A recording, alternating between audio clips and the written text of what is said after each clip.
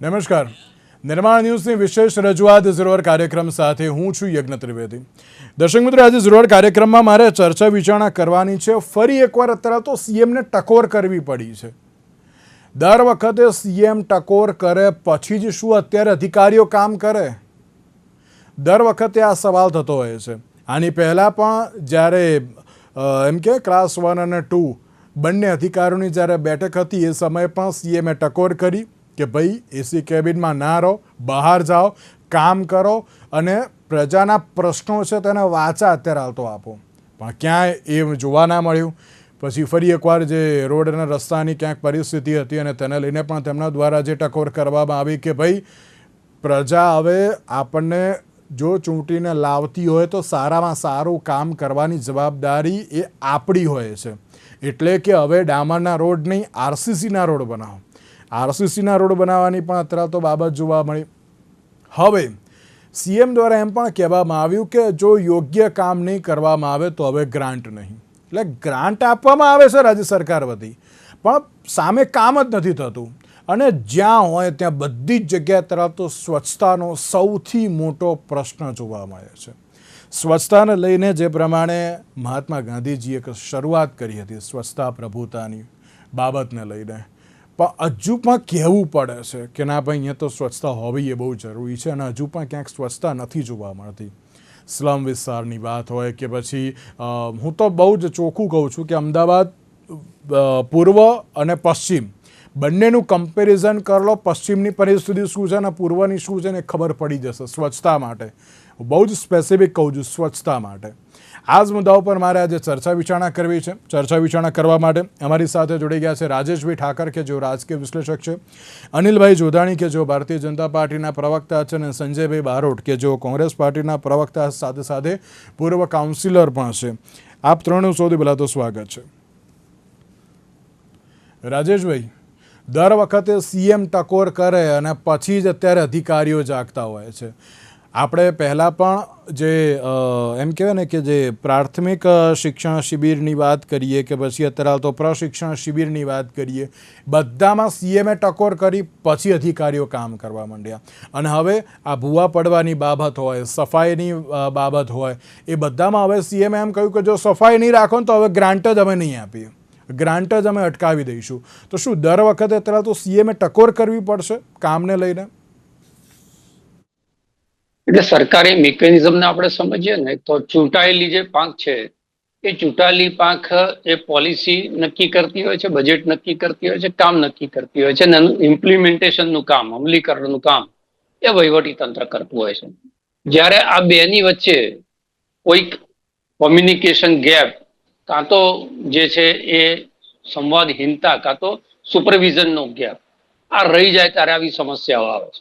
તમને યાદ હોય તો ભૂપેન્દ્રભાઈ જે છે એ બહુ પારદર્શી રીતે અમુક બાબતો કહી દેતા હોય છે, અને એટલા માટે એમણે નગરપાલિકા સુરેન્દ્રનગરના નવા મકાનના ઉદ્ઘાટન સમયે ગયા હતા ત્યારે એમણે એક ટકોર કરી હતી કે ધારાસભ્યો જે છે નગરપાલિકામાં પોતાની ચાંચ વારંવાર ન મારે.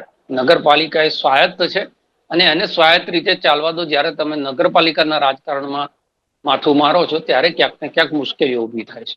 એવી જ રીતે તમે જેમ કીધું કે અધિકારીઓને એસી ચેમ્બરમાંથી બહાર નીકળીને પ્રજાના પ્રશ્નો સાંભળવા માટેની ટકોર છે એ પણ મુખ્યમંત્રીશ્રીએ જે તે વખતે કરેલી હતી. એ સિવાય જે એક કાર્યક્રમ હતો જિલ્લાનો કાર્યક્રમ, એની અંદર એમણે એમ કીધું હતું, એ ગયા ત્યારે નવા રસ્તા બનેલા જોયા એટલે એમણે એમ કીધું હું આવવાનો હોઉં ત્યારે જ રસ્તા બને અને હું નીકળી જઉં પછી એ રસ્તાની હાલત ખરાબ થઈ જાય એ થવું ના જોઈએ. હું આવું કે ના આવું, રસ્તાઓ બનવા જોઈએ ને એવા બનવા જોઈએ કે જે ટકાઉ. એટલે આ પ્રકારની ટકોર ગુજરાત રાજ્યના મુખ્યમંત્રી એ સ્થિતિ જોયા પછી જ કરતા હોય. એનો મતલબ કે એ સ્થિતિને સમજે છે કે ભાઈ સરકારે અને છેવટે જવાબ કોને આપવાનો હોય.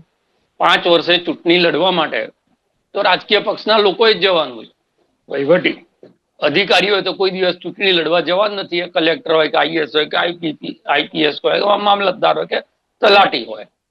એટલે પ્રજાના રોષનો સામનો, આજે ભૂવા પડી જાય, પાણી ભરાઈ જાય, રસ્તા તૂટી જાય, આ બધી જ વસ્તુ થાય છે. અને બજેટ તો વાત સાચી જ છે કે ગ્રાન્ટ આપવા દરેક કોર્પોરેશન થી લઈ અને જે તાલુકા જિલ્લા પંચાયત સુધીના બજેટ હોય છે એમાં પાછા ધારાસભ્યશ્રી પોતાના બજેટ નું ઉમેરણ કરે, સંસદ સભ્યની ગ્રાન્ટમાંથી પૈસા મળે ને ગુજરાત રાજ્ય જે છે એ વધારાના પૈસા તેના વિકાસ માટે ફાળવે. આ બધું જ મળ્યા પછી પણ જો સ્થિતિ એની એ રહેતી હોય તો એના સુધારા માટે શું કરવું પડે, તો મુખ્યમંત્રી શ્રી એના કારણે આ ટકોર કરી છે. પણ મુદ્દો એ વાતનો છે, રાજેશભાઈ, આમાં સવાલ પણ એ થાય ને કે ગ્રાન્ટ આપવામાં આવે છે તો પછી ગ્રાન્ટનો ક્યાં ઉપયોગ થાય છે ને હવે એ પણ હવે બતાવવું પડશે, એનું પણ હવે ઓડિટ કરાવડાવવું પડશે. એક્ઝેક્ટલી. આજે ડામરના રસ્તામાંથી તમે આરસીસી માં જશો, પણ જ્યાં સુધી એ જે કમિશનખોરી છે, જે ભ્રષ્ટાચાર છે, તે વહીવટી તંત્રની લાલિયાવાડી છે, એ એવી ને એવી ચાલુ રહેશે તો ગ્રામ્ય વિસ્તારોમાં ઘણી બધી જગ્યાએ જે છે આરસીસી ના રોડો એક ગામથી બીજા ગામને જોડવા માટેના બન્યા છે, પણ એ લોકલ કોન્ટ્રાક્ટરને આપી દેવામાં આવે અને એના કારણે આરસીસી રોડ પણ બહુ એક જ વરસાદની અંદર જે છે એની અંદર ખીલાસરી દેખાતી હોય એવી પરિસ્થિતિ થાય છે. એટલે સવાલ એ જ છે કે સરકારની ઈચ્છા શક્તિ ગમે એટલી હોય પણ આ જે મિકેનિઝમ છે એનું જે વહીવટી તંત્ર છે જેને ઇમ્પ્લિમેન્ટેશન કરવાનું છે એના ઉપર જ્યાં સુધી વિજિલન્સ ડોળો ના હોય અને જવાબદાર અધિકારીઓને જ્યાં સુધી કાયદાકીય રીતે એક કડક સજા થાય અને મહેકમની અંદર જે છે એ દાખલો બેસે, આ જ્યાં સુધી ના થાય ત્યાં સુધી આ નગરોળ વહીવટી તંત્ર છે. કારણ કે એમને ખબર છે કે રાજાઓ ગમે એટલા બદલાઈ જાય, અસલી રાજા અમે છે. અને એના કારણે એમની અંદર જે આ ભ્રષ્ટાચાર એમના રગે રગમાં વણાઈ ગયો છે એ ક્યાંક ને ક્યાંક જે છે આ બધી જ પરિસ્થિતિ છે એને ઊભી કરતી હોય છે. એટલે જ મેં કીધું કે હવે સમય એ છે કે ટકોર કરવાનો સમય નથી. હવેનો સમય એ છે કે જે પણ જે વસ્તુ માટે જવાબદાર છે, દાખલા તરીકે આજે પુલ બન્યો છે અને એ પુલની અંદર વર્ષની અંદર કે 5 વર્ષની અંદર તકલીફ આવી છે, તો એનું ટેન્ડર પાસ કરનારાથી માંડીને એના કોન્ટ્રાક્ટરથી માંડી એ બધાને દાખલા બેસે એ પ્રકારની. એટલે જ્યાં જ્યાં ભ્રષ્ટાચાર થયો છે, ગેરરીતિ થઈ છે, કાં તો લાપરવાહી થઈ છે, કદાચ પૈસા નથી પણ ખવાયા તો સુપરવિઝનની લાપરવાહી, જેટલા લોકો એના માટે જવાબદાર હોય તમામ લોકોને નશ્યત કરવામાં ના આવે ત્યાં સુધી જે છે એ આ નગરોળ તંત્ર છે એની આંખ ઉઘડવાની નથી. એટલે હવે ટકોર ઘણી થઈ ગઈ. હવે ખાસ કરીને શિક્ષાત્મક પગલા જે છે એ જ્યાં સુધી નહીં લેવાય ત્યાં સુધી પરિસ્થિતિ યાદ રહેશે અને થાય શું કે પરિસ્થિતિનો ભોગ છેવટે તો ચૂંટાયેલી પાંખે જ બનવાનો. કારણ કે લોકો મત આપીને તમને આશા અપેક્ષા સાથે ત્યાં આગળ બેસાડ્યા છે, કામ નહીં થાય તમે એમ કહેશો કે ભાઈ અધિકારીઓ નથી સાંભળતા, તો કહેશો ભાઈ અધિકારીઓ ના સાંભળતા હોય એટલી તમારી લાચારી હોય, કાં તો તમે સત્તા છોડી દો. એટલે બધી જ રીતે જે છે એ ફિક્સમાં જે છે ચૂંટાયેલા ધારાસભ્યશ્રીઓએ ફરિયાદ કરી છે કે ભાઈ એ પોલીસ વડા અમારું નથી સાંભળતા, અધિકારીઓ અમારી નથી સાંભળતા. 5 ધારાસભ્યોએ તો મુખ્યમંત્રીને ચિઠ્ઠી લખવી પડી કે ભાઈ આ સ્થિતિની અંદર અમે કામ કેવી રીતે કરીએ, અમે લોકોના કામ લઈને જઈએ છીએ ત્યારે અધિકારીઓ જે છે કામ કરવા તૈયાર નથી હોતા. જોબ કાર્ડ બની જાય છે તો એ પૈસા જે અમે ગ્રાન્ટ ફાળવી દીધી પણ એનું જે કામ કરવાનું છે અને જોબ કાર્ડ બનવાના છે એ કામ થતું નથી, કાં તો શિથિલતાથી થાય છે. તો આ બધી જ સમસ્યાઓ છે ને એ સમસ્યા મુખ્યમંત્રી જાણે છે એટલે જ એમણે એડ્રેસ કરી છે. હવે એનાથી કેટલો સુધારો થાય છે, જો ના થાય તો શેઠની શિખામણ જો ઝાંપા સુધી રહેતી હોય તો પછી સોટી વાગે ચમચમ વિદ્યા આવે ધમધમ, એ રીતે સરકારે જે છે એ ત્રીજી આંખ ખોલી અને કામ લેવું પડે. બિલકુલ સાચી વાત છે. એટલે આમાં સવાલ સૌથી પહેલો એ જ થાય છે કે દરેકને ગ્રાન્ટની ફાળવણી થાય છે પ્રોપર, પણ પછી કામ થતા નથી. આજની જ વાત છે, આપ પણ ટીવી સ્ક્રીન ઉપર દ્રશ્યો જોઈ શકો છો. આરસીસી રોડ મસ્ત બનાવી દીધો અને પછી એને ખોદી કાઢ્યો કે શેના માટે? પેલું પાઇપ નાખવાની એક બાકી હતી. એટલે ભાઈ તો તમે પહેલેથી પાઇપો નાખી દો ને પછી શું કરવા માટે અત્યારે તો જે ખોદો છો? ત્યારે અત્યારે તો જે સવાલ ઉપસ્થિત થતા હોય છે.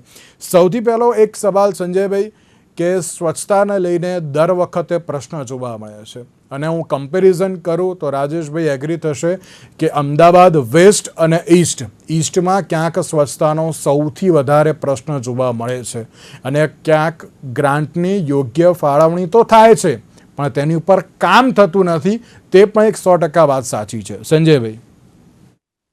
બિલકુલ યજ્ઞેશભાઈ, આટલા બહુ અગત્યનો મુદ્દો કે જે જનતા આ 30 વર્ષથી કોર્પોરેશન વિધાનસભાની હોય અને આ વખતે દર ચોમાસું આવે ત્યારે આપણે પ્રમોશનના નામે, સસ્તાના અભિયાનના નામે, ભુવા નગરીના નામે ચોમાસું આવે છે, 2 ઇંચ વરસાદ ભરી જાય તો પાણી ભરી જાય ઢીચણ સુધી, ભૂવાઓ ભરી જાય. અને ખરેખર રાજેશભાઈને કઈ ખરેખર હું ધન્યવાદ આપીશ. એ બુદ્ધિશાળી આટલા વર્ષોથી આપણે રાજકીય સાચું નિચોડ કીધો છે. એ સંકલન અભાવ એ બિલકુલ સાચી વાત છે. કેમ પણ ચંદા લો ધંધા લો, એક અધિકારીના દાખલો નથી બેઠા. આજ મારા સીએમ સાહેબને હું હૃદયપૂર્વક હું ધન્યવાદ આપીશ.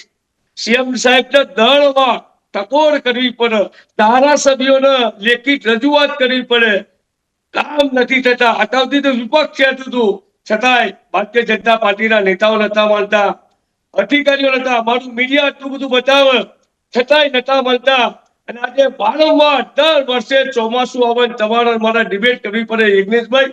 એનું કારણ કે એમના અધિકારીઓને ખબર છે કે કશું થવાનું નથી. મીડિયાની અંદર વિરોધ પક્ષ, રાજકીય વિશ્લેષક, મીડિયાના મિત્રો 2-4 બોલશે, 2-4 દાડા અને પ્રશ્ન દબાઈ જશે.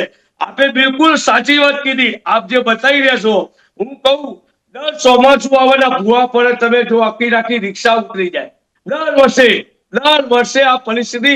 ભારતીય જનતા પાર્ટીના નેતાઓ એ બિનઅવરત અને એમના માનીતા મરતિયાના કોન્ટ્રાક્ટરો જે જાણીતા છે, એમને ખબર છે ચંદાલો ધંધાલો પૈસા આપ્યા છે, જેથી કરીને એમનું કશું જ બગડવાનું નથી. આના હિસાબે અમદાવાદની જનતા લાખો રૂપિયા આપણા ટેક્સના, પાણીના, પરસેવાના પૈસા એસી ચેમ્બરમાં બેસી આ લોકો જે વાતો કરે છે એનું પરિણામ. અને આપે જ કીધું માન્ય સીએમ સાહેબને, મેયર સાહેબને હું ખૂબ હૃદયપૂર્વક અભિનંદન આપું છું કે જે ગ્રાન્ટ આપવાની જે વાતો કરી, ખરેખર એ ગ્રાન્ટ એક ધારાસભ્ય દર વર્ષે 1.25 કરોડ રૂપિયા, 4 કોર્પોરેટર, 1 કોર્પોરેટર 40 લાખ રૂપિયા, એટલે ચોખ્ખું 1 કરોડ 60 લાખ, 1.25 કરોડ ધારાસભ્યના, એ ઉપરાંત સંસદ સભ્યના, એ ઉપરાંત કેપિટલ બજેટ, જનરલ બજેટ, આવા તમામ પ્રકારના બજેટો આપવા છતાંય માનનીય મેયર સાહેબે ક્યારેક કંટાળી ધારાસભ્ય રજૂઆત કરીએ છીએ, વારંવાર ટકોર કરવા છતાંય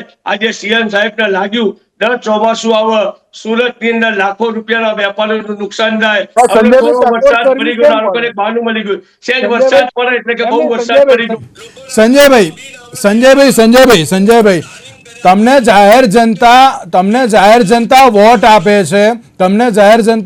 આપે છે, તમને કાઉન્સિલર બનાવે છે, તમારે માત્ર ને માત્ર તમારો વોર્ડ સાચવવાનો છે કે ના ત્યાં અત્યારે સ્વચ્છતા જળવાય, પ્રોપર રોડ, એટલે પ્રાથમિક સુવિધા મળે, આપણે બીજી કોઈ વાત નથી. શું એ પણ હવે સચવાતી નથી?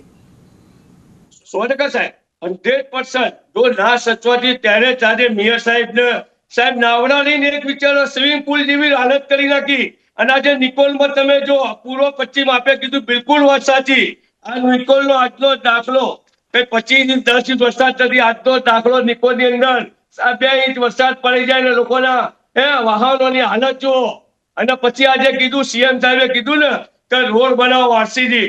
સાહેબ અમે લોકો પહેલા જ કીધું હતું કે તમે આરસીસી રોડ બનાવો તો સૌથી પહેલા ગટર લાઈન પ્રોપર થવી જોઈએ, પાણીની લાઈન નખાવી જોઈએ. એ લોકોને શીખવા શું ઉતાવળ છે સાહેબ?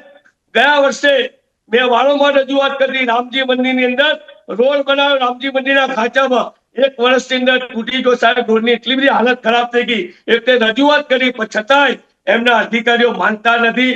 એ રોડ બહુ તમારો થઈ જાય, બીજી વાર કોન્ટ્રાક્ટરો કરે એ રીતે. છેલ્લા 4 મહિનાની અંદર ઇન્ડિયા કોલોની અંદર પુરાવા સાથે કહું છું સાહેબ, એ જ્યાં રોડ ખોદ્યો ને 2 મહિના પહેલા જ કીધું તું તમે ગટરો બનાવી દો, રોડ પાણીની લાઈન નાખી દો.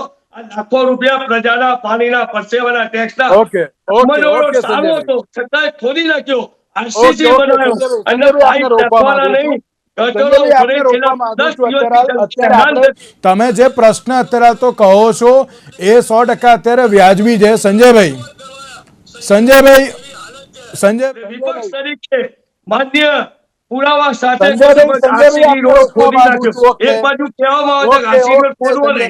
સંજયભાઈ ઓકે, હું આપને રોકવા માંગુ છું. તમે જે પણ અત્યારે તો ફોટોગ્રાફ બતાયા, જે પણ કોઈ બાબત કહી, બધી બરાબર. પણ અનિલભાઈ, હવે એક સીધો સવાલ, હવે તો હું રાજેશભાઈ હવે તો થાકી ગયા યાર, કે કેટલી વાર અમે આ બધી બાબતો કે કરીએ. હવે તમારે 30 વર્ષથી તમારી સરકાર છે, પેલું કહેવાય ને કે પંચાયતથી લઈને પાર્લામેન્ટ સુધી અત્યારે હવે તમે છેલ્લા જે 15-20 વર્ષમાં તો અત્યારે હવે તમે જોવા મળવાના જ છો. પણ મને સવાલ સીધો એક જ છે કે અનિલભાઈ પ્રાથમિક સુવિધાઓ નથી પહોંચાડી શકતા તમે?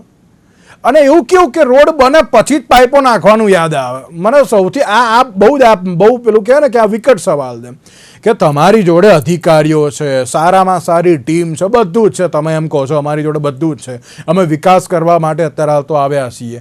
જો વિકાસ કરવો હોય તો પહેલેથી પાઇપો નાખી દો ને, પછી જ કેમ રોડ બને મસ્ત એકદમ પરફેક્ટ થઈ જાય ને પછી જ એને ખોદવાનો અત્યારે વારો આવે? અને એવા તો કેવા રોડ બને કે અચાનક જ ભૂવા પડી જાય. હમણાં 2 દિવસ પહેલાંની જ વાત છે, આઈ થિંક અમદાવાદ પશ્ચિમની જ વાત છે કે એક એવો ભૂવો પડ્યો કે ઘરની અંદર પણ જે ભૂવો પડ્યો અને તે પ્રમાણેની પરિસ્થિતિ હતી.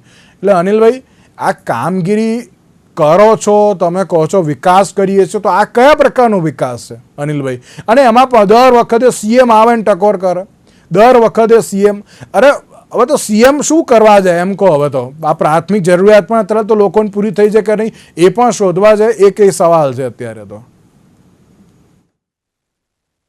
જી યજ્ઞભાઈ, આજે એક કાર્યક્રમ દરમિયાન માનનીય મુખ્યમંત્રી શ્રીએ અમદાવાદ શહેર, તમામ મહાનગરપાલિકાઓ અને નગરપાલિકાના ચીફ ઓફિસર અને ચૂંટાયેલા પ્રતિનિધિઓની હાજરીની અંદર એક ચેક વિતરણ કરવાનો કાર્યક્રમ હતો કે જેની અંદર 3,850 કરોડ રૂપિયાની માતબર રકમ નગરપાલિકાઓ અને મહાનગરપાલિકાઓને એમણે ચેક મ્યુનિસિપલ ફાઇનાન્સ બોર્ડની ફાળવણી સિસ્ટમથી આપવાના મહાત્મા મંદિરના કાર્યક્રમમાં માનનીય મુખ્યમંત્રીશ્રીએ 2 મુદ્દા ઉપર વાત કરી હતી.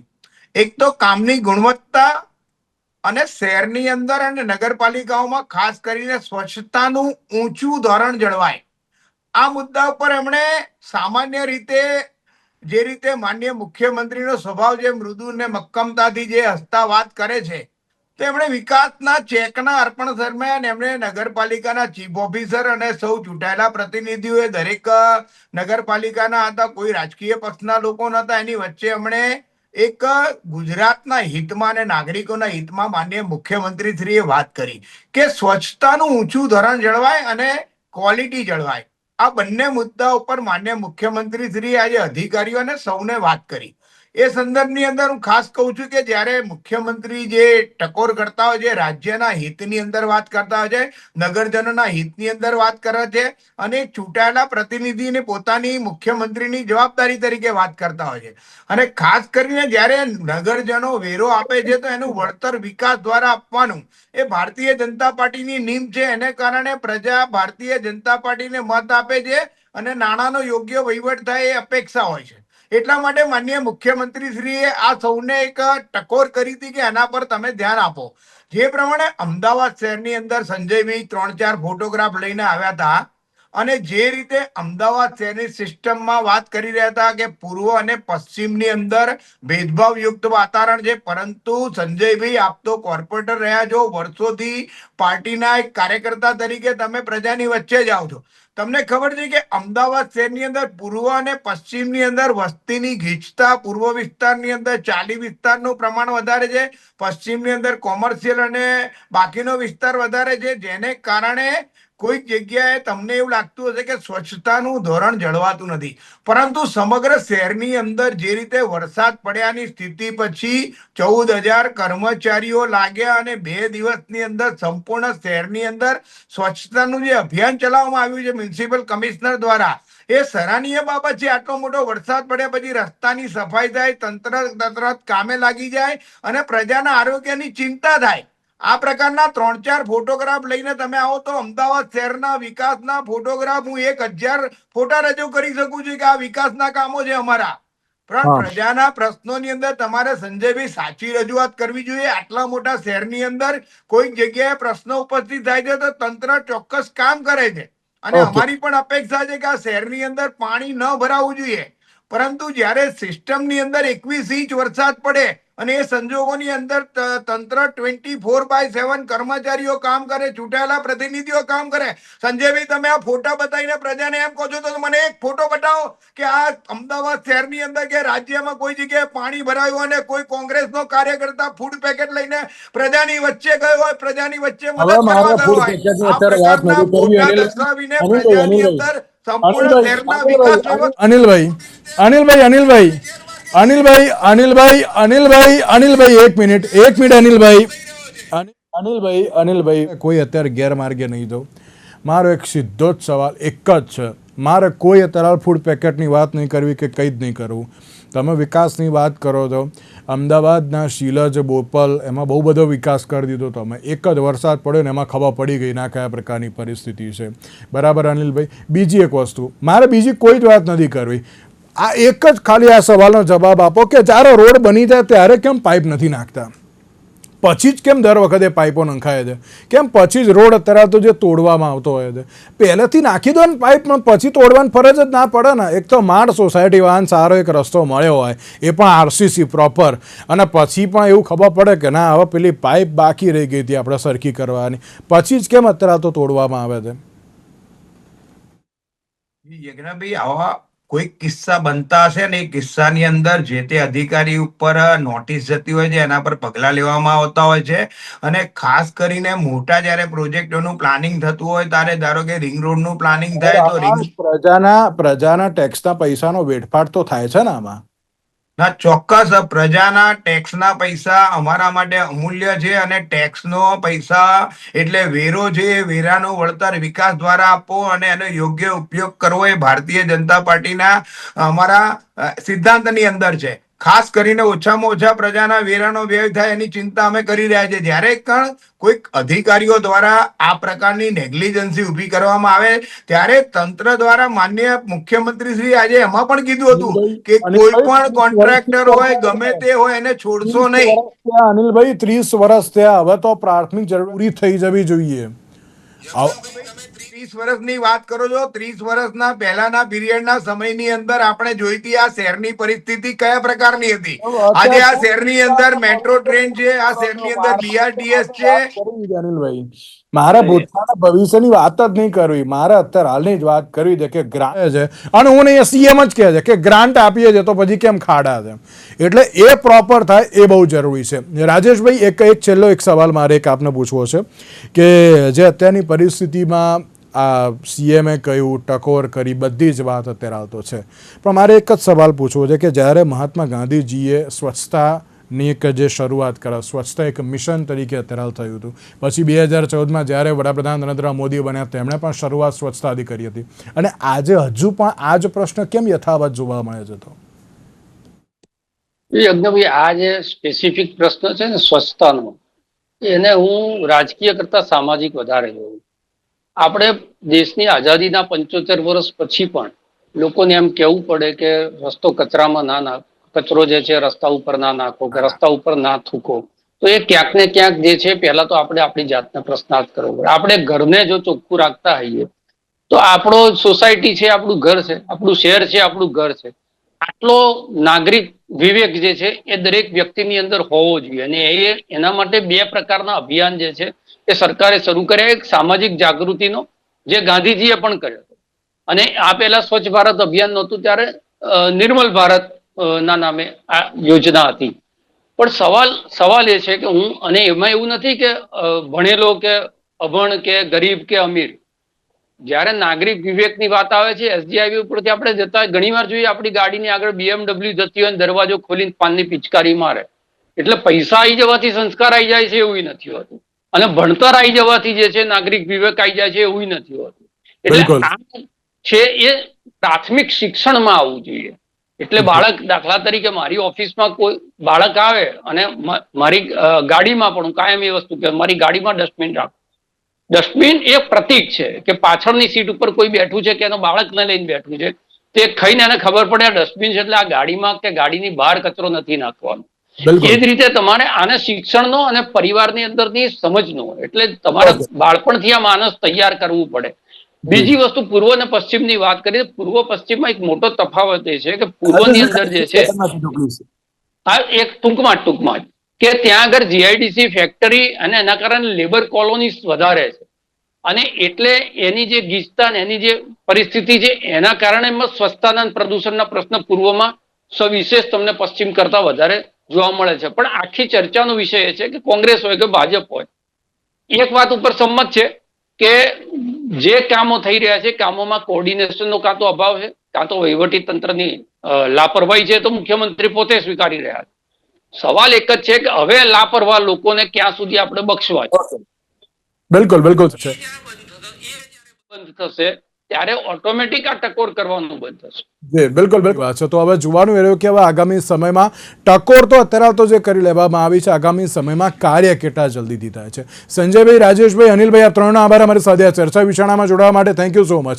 તો દર્શક મિત્રો, હવે જોવાનું એ રહ્યું કે આ આગામી સમયમાં કાર્ય કેટલા ઝડપથી થાય છે. આજના વિશેષ કાર્યક્રમ મને આપશે. નમસ્કાર.